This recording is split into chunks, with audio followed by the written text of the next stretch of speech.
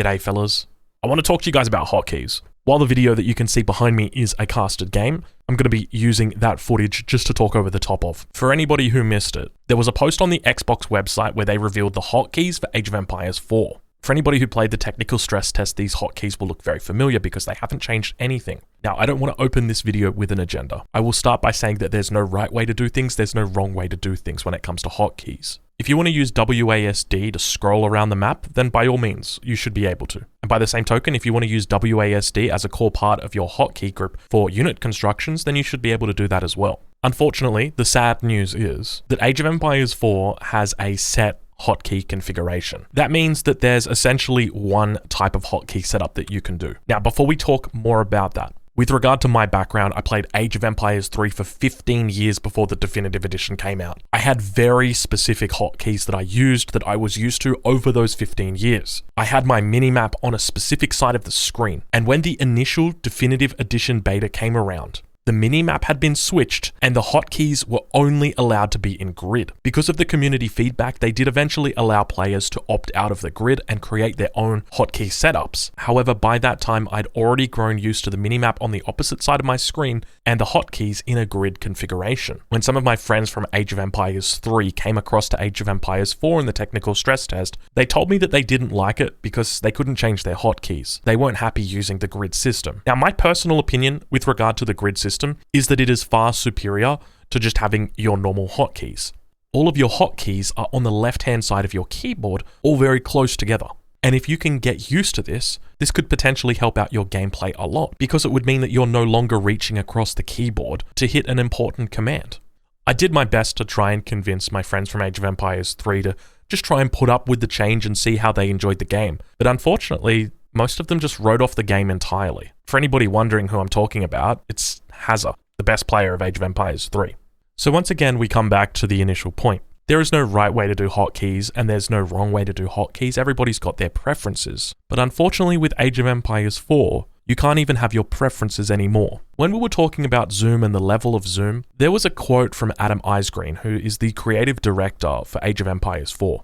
The quote was in an interview with a journalist and was words to the effect of, "We want to zoom out more. You can't play the game like that." And this really concerned me because I think for Age of Empires 4 to succeed, the developers, the publishers need to work together with the community to create the best product that they can so that A, people want to play that product, and B, people want to tell their friends about that product as well.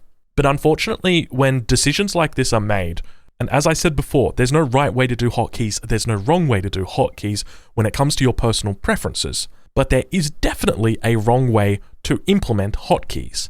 And unfortunately, Age of Empires 4 has elected to do that option. I want to reiterate that this doesn't affect me. I'm happy with the hotkeys for myself because I'm used to the grid setup. But for people like Hazza, who come across to Age of Empires 4 and they want to play with familiar hotkeys, they can't do that, and it turns them away. He was someone who could potentially participate in Genesis, the $20,000 tournament, and probably would have had a really good chance of winning it. He is an incredibly talented guy, and it just sucks because someone up the line has made the decision that, you know what, we're only going to go with grid hotkeys. People can get used to it, or they can not play. And I don't even know what to say, man. I'm speechless about that kind of design decision.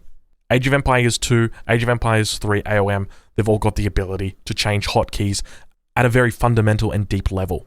But now in Age of Empires 4, you've actually got hotkeys that you can't even unbind or change. As an example, I'm a big guy. I got fat fingers. I absolutely hate having the Alt key bound to rotate camera, but I can't even unbind it. It's sitting there. And if you're ever watching an Aussie Drongo video and you see the camera slightly rotate 3, 4, 5 degrees, that's because the fat fingers have hit Alt and I've moved my mouse at the exact same time, and now that's my camera angle. I want Age of Empires 4 to be a successful game, and I want people to feel comfortable when they play the game. I accept that grid hotkeys may be the best way to play Age of Empires 4 if you're looking for the most efficient experience, but I don't accept for a second that it is the only way that you should play Age of Empires 4. Now, I can hear the people saying, Drongo, this is what the official forums are there for. Go on there, voice your concerns, and everything will be fine. I would use the official forums to voice my opinion on a matter like this, but if I'm honest with you, the official forums are kind of a waste of space. They're poorly moderated. Trolls run absolutely rampant, and judging from the previous post that I made months ago, I'm not sure how much oversight the developers actually have of that medium. So we are trying this one instead. In addition to everything else that I've asked for in the past, I'm asking for players to be able to customize every command listed under the hotkey options, and to be able to access a much larger pool of commands to assign to hotkeys. I hope that this video doesn't come across as too negative, because I want to reassure you, the core of Age of Empires 4 is absolutely insane. But it's all these little things around the extremities that begin to build up, and hotkeys is one of those things that brings the game down, and it shouldn't. Well, fellas, future Drongo is going to leave you here. You're going to be dealing with past Drongo now. I hope you enjoy the rest of this cast. I'll catch you guys in the next one. I really hope these scouts die sooner rather than later, because that is just... it is infuriating having to listen to that. So many villagers here on stone for Don Hardy as well. We'll take a look over from his perspective. So we can see he's got not really a lot of wood down here, but plenty of stone. So I'm curious exactly what he's going for, what he's saving up for. Scout up towards the north here as well. And it looks like he's beginning to transition now back over to sheep. We'll take a look over at his opponent. His opponent's walling up, so definitely deciding that, you know, he doesn't want to really commit to too much early aggression. Do I just turn the voices off completely? That's triggering me so much. I think I'm just going to turn off... There you go. Voices have just been completely turned off. So the town center, when it comes to dropping down the town center, so we can take a look here. 300 stone for the town center, 400 wood. So Don has gone and chopped enough, or about to chop enough wood for that town center.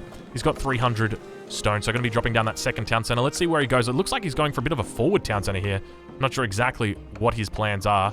Might be considering down here to the south as well. I think he's just baiting us around. Look at that. He's done a little bit of a loop-de-loop. But now we see down here to the south, town center's going to be going down. That bell is dinging like crazy. Now keep in mind, guys, obviously this is the stress test.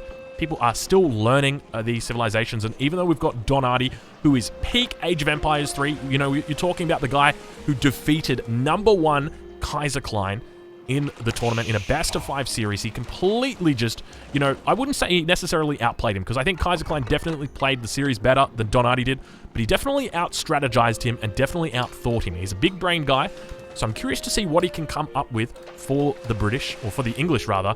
I do apologize. I do continue to call them the British. That's what I'm used to. So we'll take a look at Stearman 96 and spot exactly how he's doing. We'll zoom out just a little bit further. We'll take a look at his villager count. So we've got 29 villagers. Is there a way to actually see villager count up in the north here? I can track the sacred sites. I can track their wonder victory. I can track their landmarks. See, to be honest, this information, I'm not sure if any developers are watching this video, but this is not relevant information. You do not need to have this in here. What would I like to see? I'd love to see upgrades in queue right now. Units in queue right now. That's what I would love to see right now. But I guess we've got military. Oh, look, military doesn't even tell us what military is out on the field. It just tells us what's been killed and what's been lost. So I guess we can determine kill-death ratio from this, but not really anything more than that. So I definitely think Spectator UI has got a way to come. We'll take a look at player score. You can see Don Hardy's got a slightly higher score, but ideally it's best that we don't watch the score, because then it kind of gives it away. You know, if Don Hardy has doubled the score of his enemy, you don't want to know that Don won the game that early. Maybe he didn't win the game. Maybe you turned off the video. Maybe you closed out. You shut YouTube down, but it turns out Don actually won that game, even though his score was down. Actually, maybe he lost that game. Yeah, I think Don lost that game. But is Don going to win this game? Who knows? Let's find out. Take a little bit of a look at the zoom, the way that it works. Oh, this is good. This is good. Okay, let's talk a little bit about this. This is a hot topic right here. Speaking of hot topic, Don heading down to hot topic right now to pick up some walls. Going to drop it in at some fresh palisades. Does he have line of sight down here? How does he know about this? Let's have a look and unreveal the map. So I think he recognizes that his opponent has walled up here, and so he decided he's going to do counter walls. I don't think Don realizes how weak these palisades are. But let's speak a little bit more about zoom, because this is a hot topic. So what I'm going to do is I'm going to turn everything off. We're going to turn off on cinematic mode, rather. Well, there we go. So let's talk about zoom in the way that it used to function. Okay, so watch my camera and watch the height that it sits at, okay? So as I move my camera around, you can see the height remains the same. As soon as we go over this hill, though, watch what happens. Watch what happens. Get ready. Here it comes. There we go. Do you notice the camera is increasing in height? We're moving away from the map right now because we're going over this hill. Okay, now in the first Age of Empires 4 closed beta, that did not happen. The camera did not move up as the hill moved up. You were really close to the hill. You would come into the hill like that. I'm not even kidding you. It was absolutely crazy. This is a great fix from the developers, and I definitely think it's something that's been underlooked by a lot of the fan base. So really nice find. I'm pretty happy that I saw that because I haven't played around enough with mountains with hills yet to really spot that one out. But nonetheless, we'll take a look at Don. We'll see how he's doing. We'll get a villager count. So we've got 48 villagers. Don's got a single military unit out on the map at the moment. Probably his scout. Heading down underneath the sacred site and getting a little bit of counter walls up at the moment. Looks like Don's just playing with his food. Walling up the middle, or rather housing up the middle. Don deciding that that's probably going to be the best place to live. And getting some nice farms out. So for anybody unfamiliar with the English bonus that they've got, so the English influence bonus, one of the influence bonuses that they've got is this bad boy down here, the mill influence. So farm harvest rate is increased by those percentages while within the influence of a mill. So you can't actually see the influence of the mill, but it works out to be exactly enough to fit in 8 farms like this. So whenever you're playing the English, make sure that you do not have any more farms outside the mill radius. Always try and keep them inside the mill radius. Don now heading up to the 3rd age, going up with the King's Palace, which acts as a town center. So he's going to have that 3rd town center now, so really focusing on his economy. Now keep in mind, Don's also got fishing ships that he is very effectively utilizing at the moment. So in total, up to 55 villagers. We'll check in with his opponent, Mr. Stearman 96. Stearman 96 on 43 villagers, so not doing a terrible job. Also going to be going up to the 3rd age himself, going up with the Regnitz Cathedral. So for anybody unfamiliar with the Regnitz Cathedral, the way it works, he's going to look for these bad boys right here, relics. Now, when you place a relic inside of a monastery, it's going to give you a trickle of gold over time. Age of Empires 2 players are going to be familiar with this mechanic. Age of Empires 3 players, if you haven't played AoE 2, you're going to be a bit clueless as to why and what's happening.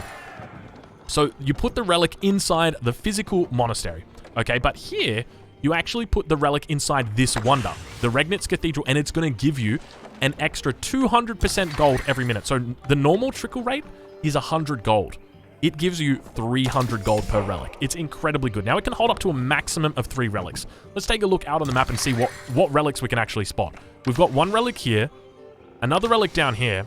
We've got 2 relics that are sitting pretty close. Hold on, let me get up there. There's the other relic, and then you've got a relic right here outside Don's base. So the relics, to be honest, kind of look a little bit favored towards Don. It might just be simply because he's already picked up so much of the map control. But that sound right there is the sound of a relic being picked up. So we see that it is walking back right now. The monk or the prelate is walking back, heading back with that all-important relic, going to be capturing it up. And I'm curious to see how much of the map Stearman 96 has actually uncovered. We'll reveal the map, so he would actually spot these out. Now, it's bugged at the moment, okay? You look on the mini-map, you can't see anything. You can't see any of the icons. Now, that's bugged in the replay or in the spectator mode. You can see the same from Don's perspective. He's counted he's explored this, but you can't see it because it's bugged at the moment. It will be fixed on release, I hope. But you can see when we reveal there are buildings there. So he knows where all of these are. And look at this cheeky. This is a cheeky play right here, sieging down a farm. Oh, that annoys me. Gonna be backing out. But I guess the curious thing to note though is that it definitely seems like Don's opponent, Stearman 96, is very much committed to sort of sitting in this base, and as a consequence, he's been walled in. So it's a little bit of a difficult spot for him. And I think the question is, how do you go about potentially winning a game where you've been walled in, where you're getting outboomed? We've got 47 villagers on Stearman 96, and compare that to Don Artie, who's sitting on 78. So definitely beginning to out-eco him quite significantly. But now we see the military beginning to build. I'm a little bit worried for Don Artie. I'm going to tell you exactly why that is. Actually, never mind. I'm not worried for Don Artie anymore. Looks like he's going to be able to handle himself quite handedly. A couple villagers going to be looking to get in on the action, bringing out their bows and taking some shots down at the scout. Not doing a whole lot of damage, but I think he's going to get the kill. I think both players are in the 3rd age. Yes, they are. So Don taking down the scout of his opponent. But one of the things to note now, you've got to be really careful with Age of Empires 4 compared to Age of Empires 3. You see this military that's beginning to build up for Stearman 96, okay? He is getting up there. If we take a look at military, it doesn't tell us how many he's got. We'll just go over to his perspective and we'll look down here. So he's got 20 military units, okay? Now, he's got a lot of military production. Think about that from Don's perspective, okay? If his enemy starts to push through these walls, potentially, starts to idle him down here, Don has got nothing. Don doesn't even have as much as a barracks up.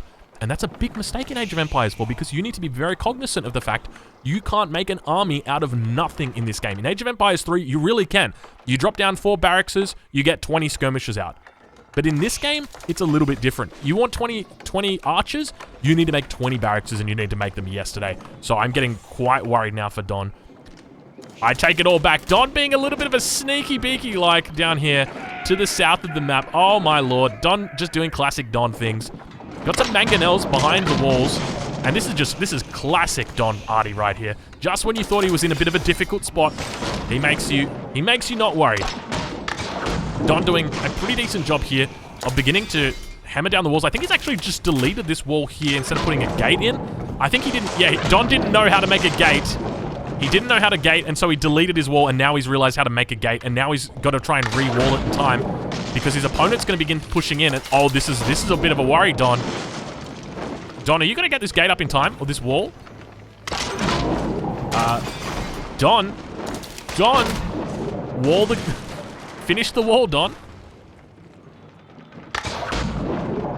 Oh my, look at the shot. Did you guys see how far that mangonel shot was? That was pretty ridiculous. Got ourselves a little bit of a battle on our hand. We might get ourselves into the cinematic mode as we begin to experience the Don Artie pleasure. Don Artie looking pretty damn good right now. Crossbows moving out. Gonna be puncturing that gate. That gate does go down. Gonna be losing all control on the front, but I suspect his opponent could push in quite effectively against this. There's really not a lot here. I mean, there's a little bit of a choke point, I will say that much, but I suspect he could be able to overrun it relatively easily. Looking like he's going to actually push up right now. We see those mangonel shots going back off on the back line. Don looking like he's in a bit of a difficult spot. Cavalry moving in. We'll try and get a nice little angle for you. There you go. And cavalry just bugging out, almost not attack moving. Don in a bad spot, looking like he's trying to fend it off, but the men-at-arms managing to survive. Mangonels on the back line continuing to get those shots off and looking absolutely amazing. Don looks absolutely fine here. Enemy mangonels now coming out, getting some shots off on the stone. I think that might have been a fire ground, and he may have fired at the wrong ground right there. Because now we see the mangonel firing and landing. Let's take a look and see exactly what the HP of those mangonels are. They're actually pretty high HP right now. Let's spot where this one lands. It's going back. Doesn't really do that much damage compared to Age of Empires 2. The mangonels in Age of Empires 2 would have absolutely slaughtered the mangonels of Don Artie. And now Don's going to have a pretty decent time of heading towards the base of his opponent. Really not too much for Don to worry about from this point. He's in a pretty decent spot. We'll take a look at the economies. Don 106 villagers right now. Plenty of resources stacked up. We take a look at his opponent. Opponent on 56 villagers. Not too many military units. Only 13, 14 military units. Now we've got trebuchets out for Don. Don really sending it home with the trebuchets. Plenty of crossbows out here. Going to be able to clean up his opponent with no real hassle at all. We do have prelates getting out onto the front line as well, but mangonels just doing their best to get back in. But it looks like this is going to be a Don Artie victory. The first casted game of Age of Empires 4 goes the way of Don Artie, and it wouldn't have been any other way. You wouldn't have wanted it any other way. We're going to fast forward it here. Let's speed it up a little bit because you guys can see the timer. We don't have anything to protect the timer, so you guys know what the result of this game is going to be. Because I can tell you what, the enemy is not going to be mounting a comeback in less than a minute. Don doing his best just to clean up his enemy. Going to be pushing in. We'll go all the way to 8 times speed. Look how beautiful that looks. Replays just play back so perfectly.